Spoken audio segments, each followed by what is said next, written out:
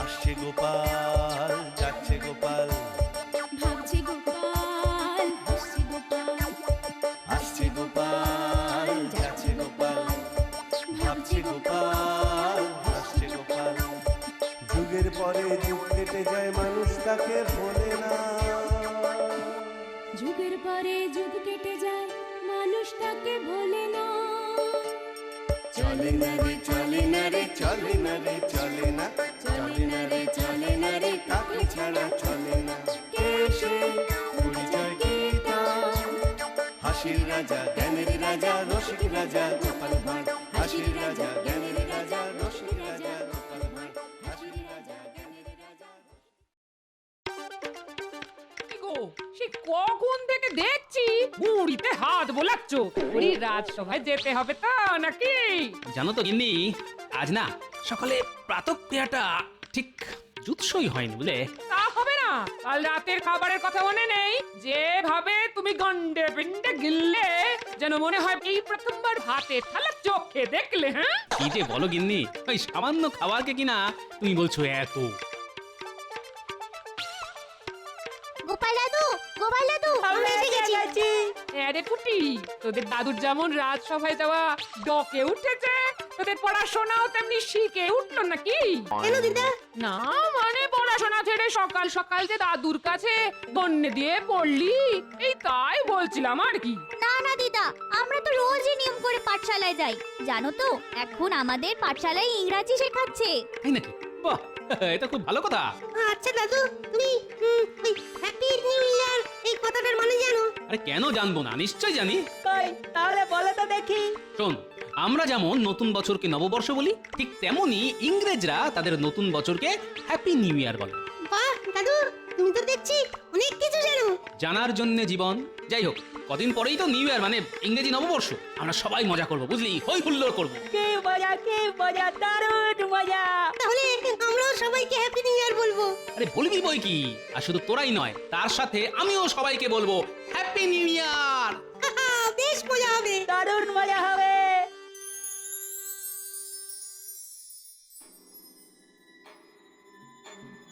এ কি মহারাজ, আজ যে আপনাকে বড় চিন্তিত দেখাচ্ছে। হ্যাঁ মন্ত্রী, তুমি ঠিকই ধরেছো। আমি খুবই চিন্তিত এই চিঠিটা নিয়ে। কেন মহারাজ, কি লেখা আছে এই চিঠিতে, আর কেই বা পাঠিয়েছে এই চিঠি? এই চিঠি পাঠিয়েছেন স্বয়ং ইংরেজ বড়লাট। তিনি এই চিঠিতে লিখে পাঠিয়েছেন যে তাদের এই নতুন বছরে তার একমাত্র কন্যা নাকি এই রাজ্যে ঘুরতে আসার ইচ্ছে প্রকাশ করেছেন।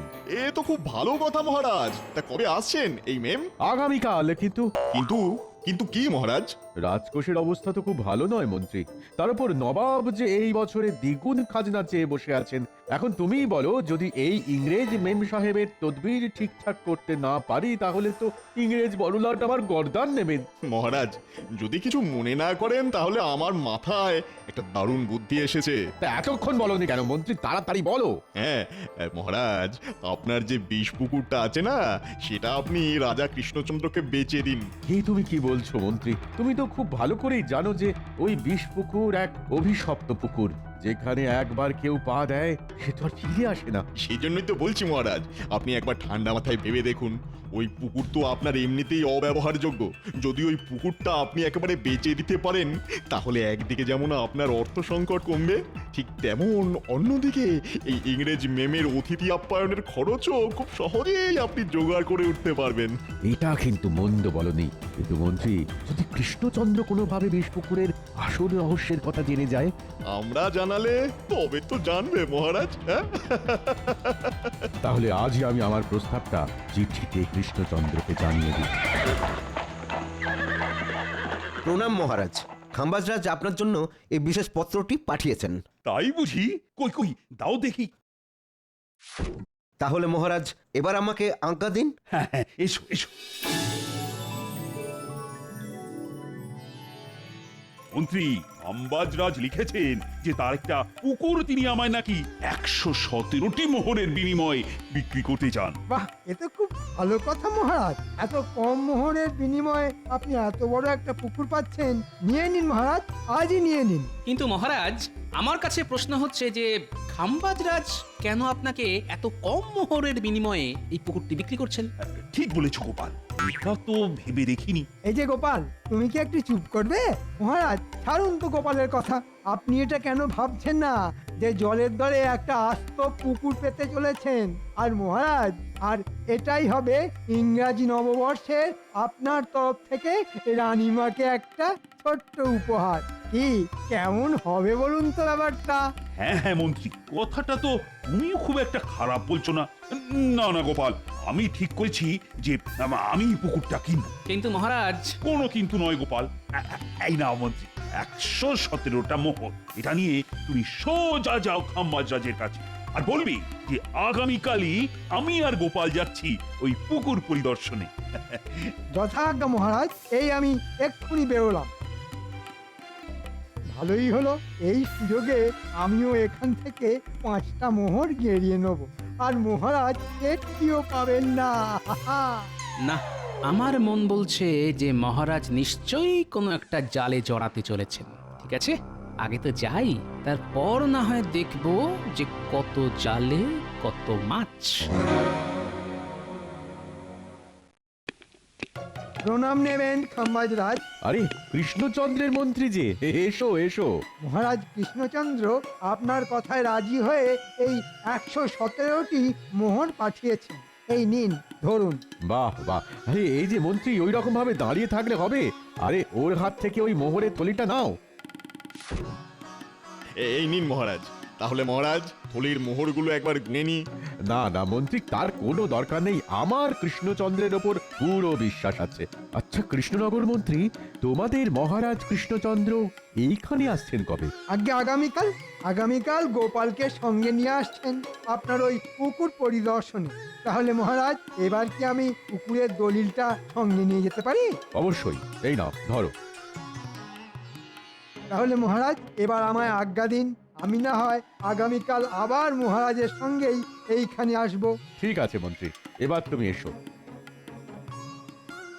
তাহলে আর কি মহারাজ, এবার নিশ্চয়ই আপনার আর ইংরেজ অতিথি আপ্যায়নের জন্য কোনো অর্থের অসুবিধা হবে না, হ্যাঁ কি বলেন?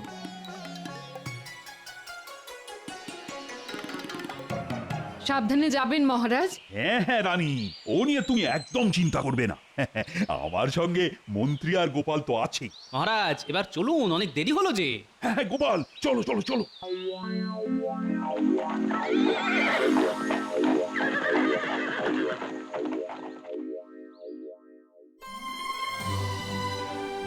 আরে আসুন আসুন আসুন মেম সাহেব আসুন। আমার কি সৌভাগ্য, স্বয়ং বড়লাট সাহেবের মেয়ে আমার রাজ্যে ঘুরতে এসেছেন। ইয়েস খাম্বাজ রাজা। আসলে আমার ফাদার, আমার বাবা ঠিক করেছিলেন যে তিনি আমাদের নিয়ে এই নিউ ইয়ারে আপনার রাজ্যে সেলিব্রেট করতে আসবেন, বাট তিনি একটা ইম্পর্টেন্ট কাজে ফেসে যাওয়ার জন্য এখানে আসতে পারিলেন না। I am extremely sorry for that. তাই আমি একাই আসিয়াছি। বাহ বাহ, এ তো খুব ভালো কথা। মহারাজ, শুধু কথাই বলবেন? মানে এবার অতিথিদের ভিতরে নিয়ে যাওয়ার ব্যবস্থা করুন। হ্যাঁ হ্যাঁ হ্যাঁ মন্ত্রী, আহা আমি তো ভুলেই গিয়েছিলাম। আসুন আসুন আসুন আসুন আসুন আসুন, সবাই ভেতরে আসুন।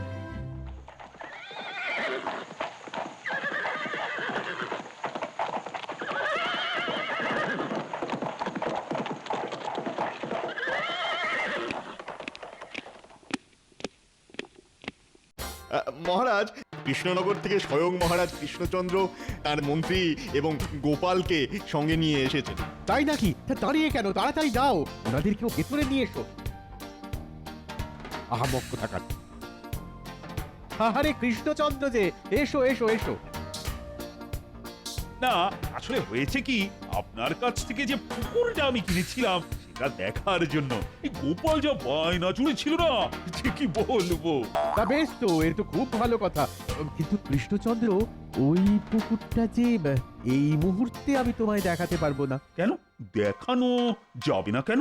না না না না না, তেমন কিছু না, তেমন কিছু না। আসলে ওই পুকুরের জলটা তো এখন তেমন ঠিক পরিষ্কার নয়। তার উপর মহারাজ ওই দিকটা বেশ জঙ্গল, তেমন একটা কেউ যায় না। তাই বলছিলাম কি যে না না না না, আমরা যখন ঠিক করেই এসেছি দেখবো, তখন একবার অন্তত দেখেই যাব। কি হলো? খাম্বাজরাজ ওই পুকুরটা দেখাতে চাইছেন না কেন? না, কিছু তো নিশ্চয়ই একটা গন্ডগোল আছে। ঠিক আছে মহারাজ, আপনি চিন্তা করবেন না। এনারা যখন দেখবেন ঠিক করেই এসেছেন, তখন না হয় আমি মহারাজ কৃষ্ণচন্দ্রকে খুব সাবধানের সঙ্গে ওই পুকুরটি একবার দেখিয়ে আনি। ঠিক আছে মন্ত্রী, তুমি যখন বলছো তখন যাও, তুমি না হয় ওদেরকে ওই পুকুরটি দেখিয়ে নিয়ে এসো। মন্ত্রী শোনো, সাবধানে যেও কিন্তু। তা আপনি সঙ্গে যাবেন না খাম্বাজরাজ? না না কৃষ্ণচন্দ্র, তোমরাই না হয় গিয়ে দেখে এসো, আমি না হয় পরে যাবো খোঁজ। আর তাছাড়া ইংরেজি নববর্ষ উপলক্ষে এখানে ইংরেজ মেম সাহেব এসেছেন, তার খাতির যত্নের ব্যাপার আছে কিনা। আচ্ছা খাম্বাজরাজ, আচ্ছা তাহলে এবার আমরা আসি।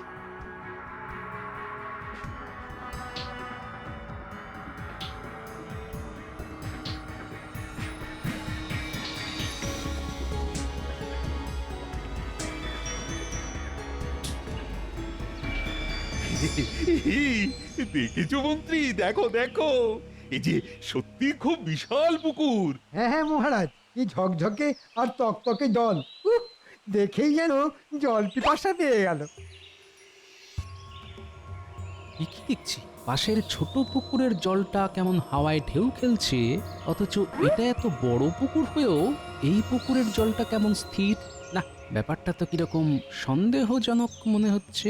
এ কি গোপাল, তুমি আবার চুপ কেন? তুমি কি এই পুকুর দেখে খুশি হওনি? না না মহারাজ, এমন কেন বলছেন? আপনার খুশিতেই তো আমার খুশি। তাহলে কি বলো গোপাল, আমি না হয় একবার ওই পুকুরে নেমে ওর একটু জল খেয়ে আসি। সাবধান সাবধান, যদি বেঁচে থাকতে চান তাহলে ভুলে ভুলে ওই পুকুরের জলে পা দেবেন না। ওই পুকুর হলো এক অভিশপ্ত বিষ পুকুর। পালান পালান, নইলে মরণ নিশ্চিত। পালান পালান। এই ধরো ধরো ধরো ধরো মন্ত্রী, আর একটু হলেই আমি যে জলে পা দিয়ে দিচ্ছিলাম, বাবা খুব জোর বেঁচে গেছি। এ কি খাম্বাজ মন্ত্রী, ওই লোকটি কি বলে গেল? না মানে মানে ওই এই সত্যি করে বলো তো মন্ত্রী, এই পুকুরের কি রহস্য? নইলে কিন্তু আমি তোমাকে এই পুকুরের জলে নামতে বাধ্য করব। না মহারাজ, এমনটি করবেন না। আসলে এই পুকুর হলো এক অভিশপ্ত বিষ পুকুর। এই পুকুরে আজ পর্যন্ত যেই নেমেছে সে আর ফেরত আসেনি। তাই আমাদের রাজা মিথ্যে কথা বলে শুধুমাত্র অর্থের লোভে এই পুকুরটি আপনাকে ওই গচিয়েছে আর কি। এত বড় প্রতারণা! আমি খাম্বাজরাজকে ছাড়বো না। চুপ করো মহারাজ কৃষ্ণচন্দ্র, প্রতারণা তো তুমি আমাদের সঙ্গে করেছো। মানে কি বলতে চাইছেন আপনি? তুমি আমাকে ওই পুকুরের মূল্য হিসেবে 117টি মোহরের জায়গায় 112টি মোহর পাঠিয়েছো। এটা বুঝি প্রতারণা নয়? আমি একটু আগে গুনে দেখলাম 5টা মোহর কম আছে। কি?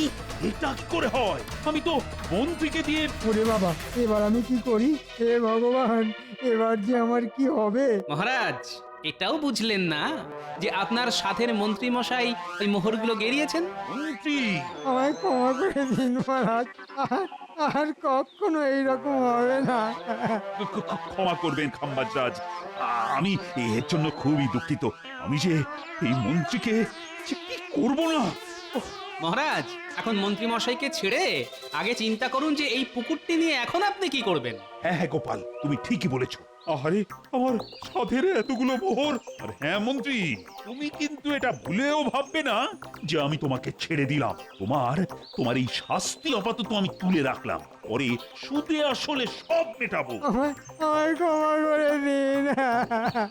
আমাকে ক্ষমা করে দাও কৃষ্ণচন্দ্র, আমি মানছি যে আমিও তোমাকে ঠকিয়েছি, কিন্তু বিশ্বাস করো, সত্যি বিশ্বাস করো, আমার কাছে এটা করা ছাড়া আর কোনো উপায় ছিল না গো। না না না, এতে ক্ষমার আবার কি আছে? মহারাজ, ও যে দেখুন দেখুন দেখুন, ওই যে দূরে দূরে এক বটবৃক্ষের তলায় এক গুরুদেবকে ধ্যান করতে দেখা যাচ্ছে না? তুমি ঠিকই দেখেছো গোপাল, এই গুরুদেবকে আমি আমার জন্ম হওয়ার পর থেকেই ওই একই জায়গায় দেখে আসছি। উনি না কখনো চোখ খোলেন, না কারুর সাথে কথা বলেন। তাই নাকি? তাহলে তো অবশ্যই একবার এই গুরুদেবের দর্শন করা উচিত, কি বলেন মহারাজ? হ্যাঁ হ্যাঁ গোপাল, নিশ্চয়, চলো চলো তো যাই।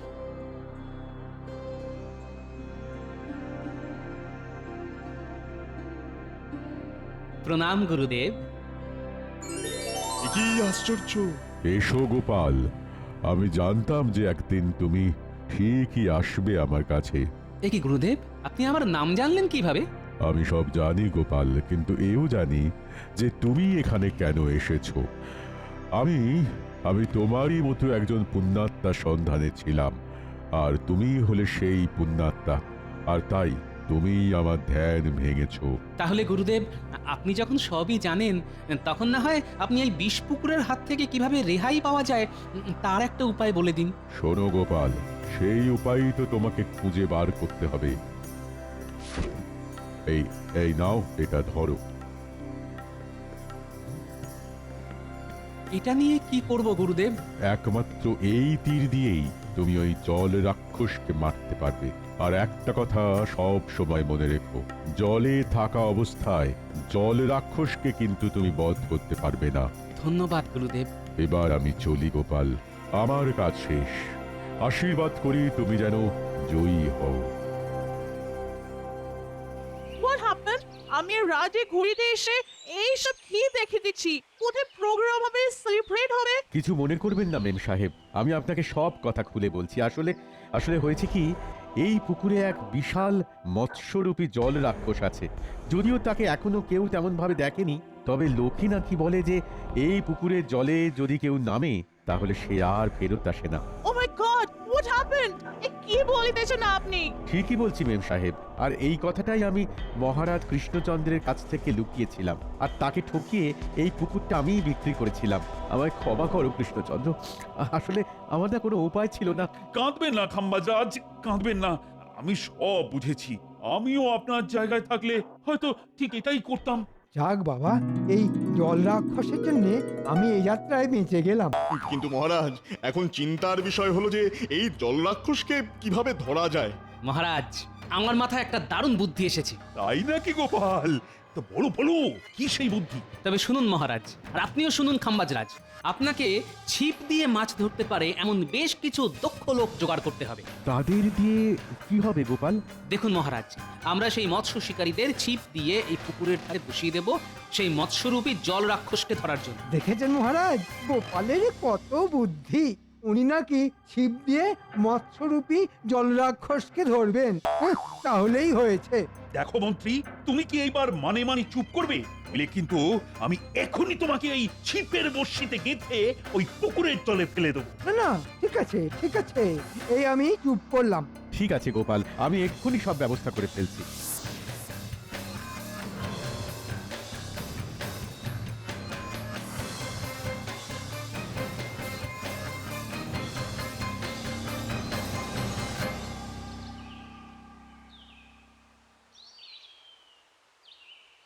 কি গো গোপাল, কোথায় কোথায় সেই জলরাক্ষস? পড়বে মহারাজ, পড়বে, ধরা ঠিকই পড়বে। হোয়াট হ্যাপেন্ড রাজা? এইসব কি হইতেছে? আমার তো কিছুই মাথায় আসিতেছে না। কিছু না মেম সাহেব, আসলে না এইখানে রাজায় রাজায় মাছ ধরার প্রতিযোগিতা চলছে, যে কে আগে মাছ ধরতে পারে। আচ্ছা কৃষ্ণচন্দ্র, যদি তোমার অনুমতি থাকে তাহলে তোমার ওই মন্ত্রীকে এই পুকুরের জলে আমি কি ফেলে দিতে পারি? না না, এরকম এরকম একদম করবেন না মহারাজ, একদম করবে না।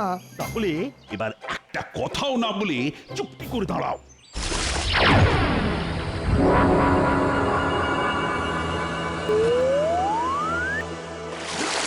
পালাও পালাও, ওরে বাবা রে, পালাও। গোপাল, এবার কি হবে? ভয় পাবেন না খাম্বাজরাজ, আমার মাথায় আরেকটা নতুন বুদ্ধি এসেছে। সেটা কি গোপাল? কি আবার? ওই মানে মানে কৃষ্ণনগরে ফিরে যাওয়া আবার কি? মন্ত্রী, চুপ করবে তুমি, বুঝলে কিন্তু এবার আমি সত্যি সত্যি এই পুকুরের জলে তোমায় চোবাবো। না না মহারাজ, ঠিক আছে ঠিক আছে। আমার মনে হয় গোপাল, এত সহজে আমরা এই জল রাক্ষসকে ধরতে পারবো না। আমি এখনো বলছি মহারাজ, এই কাজ না এইসব গোপাল নেপালের কর্ম নয়। এই কাজ যদি আমি পেতাম না, তাহলে দেখতেন যে এতক্ষণে এই জল রাক্ষস আপনার পায়ের কাছে পড়ে মাছের মতো খাবি খাচ্ছে। এবার দেখছি এই জলরাক্ষসের আগে এই মন্ত্রীকেই একটা উপযুক্ত শাস্তি দিতে হবে, নইলে নইলে এর পটর পটর আর বন্ধ হবে না। পেয়েছি মহারাজ, পেয়েছি, উপায় পেয়েছি। পেয়েছো? তা কি পেয়েছো গোপাল? মন্ত্রীর মুখ বন্ধ করার উপায়? হ্যাঁ মহারাজ, এমন উপায় পেয়েছি যে মন্ত্রীর মুখও বন্ধ হবে আর এই জল রাক্ষসও মরবে। তাই নাকি? তা কি সেই বুদ্ধি? তবে দেখো গোপাল, তোমার বুদ্ধি কিন্তু আগের বারই খাটেনি। আপনি কোনো চিন্তা করবেন না মহারাজ, শুধু দেখে যান এবার এই গোপাল কি করে।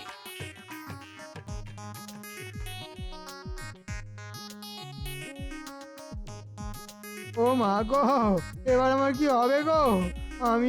আমি আর কখনো এইরকম করব না গো।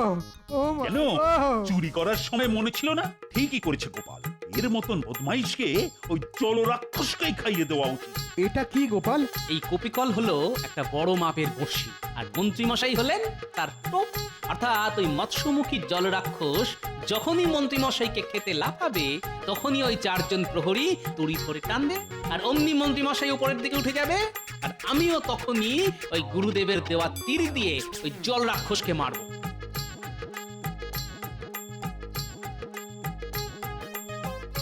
কি তাহলে তোমাদের কি করতে হবে সব বুঝেছো তো? হ্যাঁ হ্যাঁ গোপাল দাদা।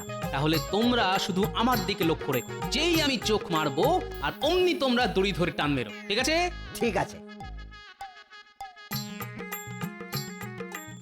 দেখো গোপাল, যেন ফসকে না যায়, কারণ যদি তুমি একবার ফসকাও তাহলে কিন্তু মন্ত্রীও চিরকালের জন্য ফসকে যাবে। হে ভগবান, এবার এবার আমার প্রাণটা যে গোপালের হাতে। দেখো ভগবান, দেখো, একটু দেখো। না না মহারাজ, আপনি একদম চিন্তা করবেন না, এই শিকার আর আমার হাত থেকে ফসকাবে না।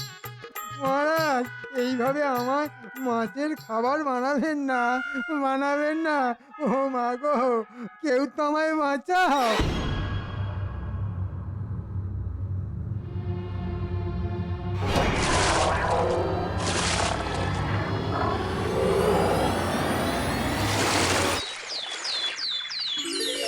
পেরেছে পেরেছে, গোপাল পেরেছে পেরেছে। সাব্বাস গোপাল, তোমার জবাব নেই। এই নাও গোপাল, এটা তোমার পুরস্কার। ধন্যবাদ খাম্বাজরাজ। ইংরেজি নববর্ষের প্রথম দিনে আমি কিন্তু খুব খুশি গোপাল। সাবাস গোপাল, সাবাস। সত্যি তুমি আমার মুখ রেখেছো। আই এম শকড যে তুমি ইম্পসিবল কাজটা কি করে করলে Gopal. I am really impressed. এই নাও, টেক ইট। ধরো, এটা আমার তরফ থেকে এই নিউ ইয়ারে তোমার জন্য উপহার। Are you happy? ধন্যবাদ মেম সাহেব। এ তো দেখছি মেম সাহেবকে তদবির করলো খাম্বাজ রাজ্য, আর পুরস্কার পেল কৃষ্ণনগর। মহারাজ, বলছিলাম কি, আপনাদের ওই পুরস্কার বিতরণী সভা শেষ হলে এবার দয়া করে আমায় নিচে নামাবেন কি? না, তোমার মিথ্যে কথা বলার জন্য এটাই তোমার শাস্তি। তাই আজ থেকে তুমি ওখানেই বাদুড়ের মতো উল্টো হয়ে ঝুলে থাকবে।